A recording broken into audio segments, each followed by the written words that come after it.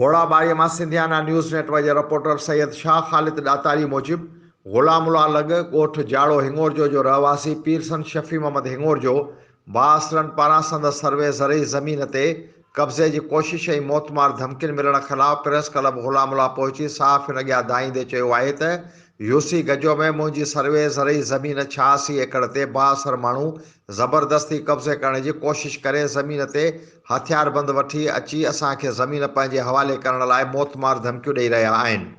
हिन चयो त मुंहिंजी सर्वे ज़रई ज़मीन आहे जंहिं जा मुकमल असुल काग़ज़ मूं वटि मौजूदु आहिनि। बाअसरनि कूड़ा काग़ज़ ठाराए मूंखे धमकाए रहिया आहिनि।